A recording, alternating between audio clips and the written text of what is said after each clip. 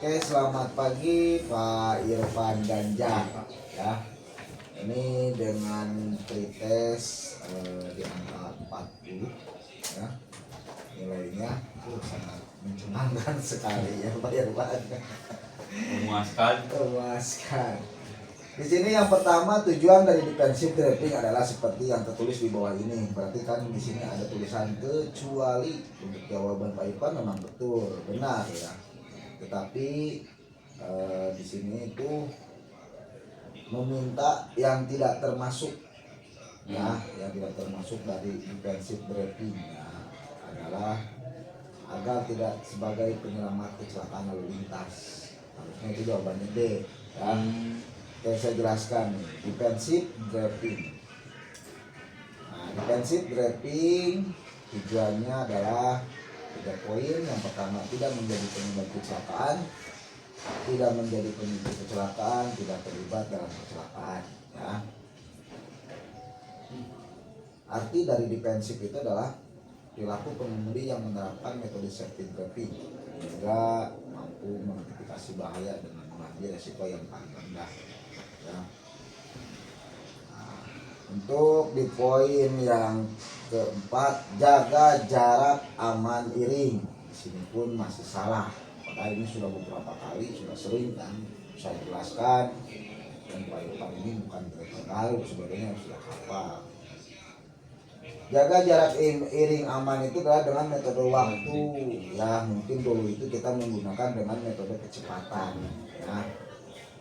Metode waktu itu adalah 1001, 1002, 1003, 1004.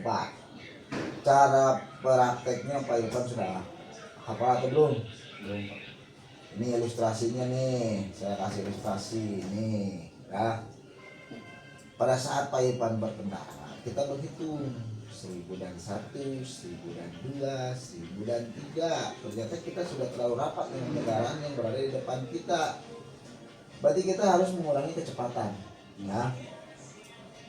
Apabila 1001, 1002, 1003, 1004 kita masih ada jarak, berarti kita sudah safety ya.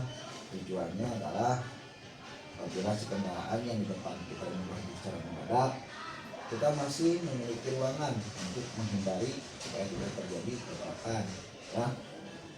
Atau kita bisa saja berpatokan dengan benda-benda mati yang berada di samping kiri ya, bisa saja pohon atau tiang listrik. Cuman kita bisa, kalau untuk berpatokan dengan benda mati, mungkin kita teralihkan pandangannya ya.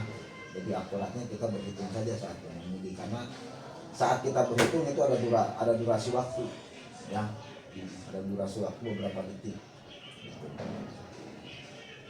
Nah, di sini ada MAR ya.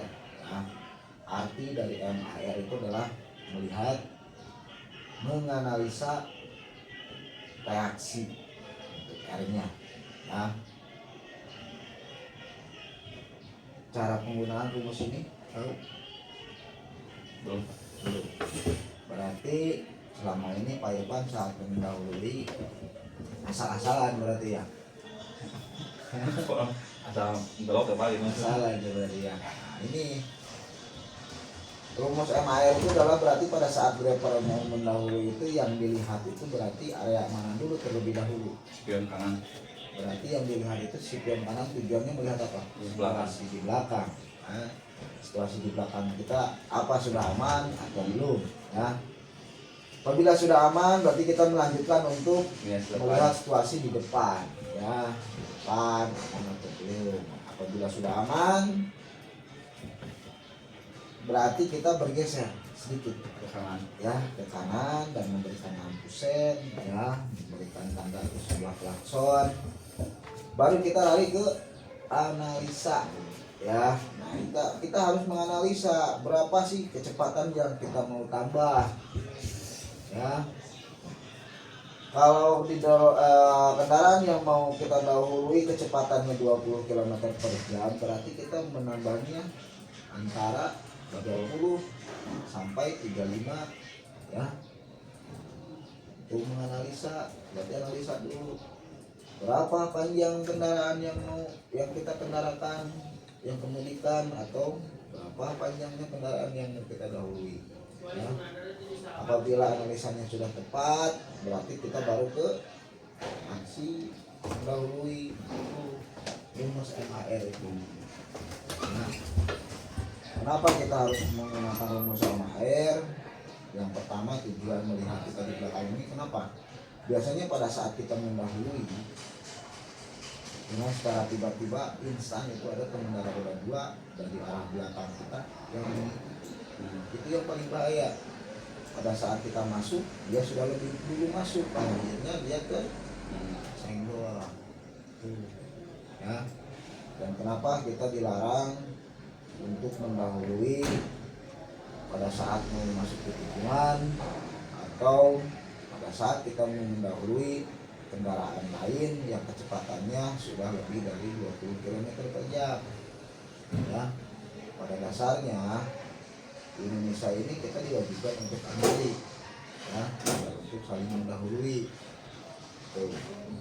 Alasan kita mendahului dikarenakan ada urgent, ya, contohnya pemadam kebakaran atau ambulan, ya. Dan apabila kendaraan di depan kita di bawah dari 20 km per jam. Tuh, ya. Oke, selanjut, cara yang paling aman pada saat memegang kemudi, ya. Berarti selama ini Pak Irfan memegang kemudi mungkin masih nyaman dengan satu tangan, betul nggak? Ada itu Pak. Ini A, B, dan C semua benar, ya. Ini mah jawaban frustasi, ya. Jawaban yang betul itu, nah, searah jarum jam, tangan kanannya di jam 3, kirinya di jam 9. Kenapa dianjurkan untuk memegang kemudi dengan kedua tangan? Contohnya pada saat kita berjalan dalam kondisi malam hari, ada jalan yang berlubang, atau pada saat kita melakukan pengereman mendadak, kira-kira setir akan diam atau tidak? Enggak, goyang. Itu tujuannya. Ya. Kalau kata orang Sunda mah ngajibek lah. Apalagi kendaraannya yang belum power steering. Berat. Kalau belum power steering, pada saat kita menginjak jalan yang jelek ini akan terasa. Apabila kita dibiasakan untuk pegang setir dengan satu tangan, mungkin tangannya bisa cedera karena kebanting setir dengan sekaligus. Nah, kolesterol itu tujuannya. Terus untuk nomor 6, hal yang tidak boleh dilakukan saat mengemudi kendaraan di turunan jam adalah menahan bodi atau persenelan rendah. Beri ke namanya. Mas sudah benar. Apa yang tidak boleh dilakukan? Yang tidak boleh dilakukan adalah mematikan mesin. Dong. Oh, berikan diri Pak. Kalau mematikan Tidak mesin, boleh. kan ini yang tidak boleh. Tidak boleh. Oh. Ya, yang tidak boleh. Kalau mematikan mesin gimana nih? Ya. Nah, berikan contoh penerapan formula MAR dalam mencegah kecelakaan adalah menempatkan dan menurunkan kecepatan teratur. Terus nomor 8, formula pencegahan kecelakaan reaksi berarti, nah, bertindak tepat waktu dengan risiko yang paling rendah. Ya, kita akan reaksi. Contohnya apa? Pada saat kita beriringan, kendaraan di depan kita berhenti mendadak, berarti itu kan timbul reaksi. Berarti secara instan atau konstan, berarti kita melakukan pengereman. Pada saat sudah pengereman ternyata kendaraan masih tidak berhenti, berarti kita banting setir dengan risiko yang paling rendah. Ya, itu Mbak. Gak ada ceritanya kendaraan yang di belakang menabrak kendaraan di depan itu bisa dibenarkan. Bisa saja salah karena apa? Karena kecepatan dan tidak jaga jarak aman. Ya, itu secara undang-undangnya. Oke. Sekarang untuk nomor 9 sudah benar, nomor 8 sudah benar, ya. Nah, ini saya akan berikan pertanyaan hal yang sama, apakah ada perubahan atau tidak, hasilnya bagaimana, ya. Oke, terima kasih. Sebentar, tunggu.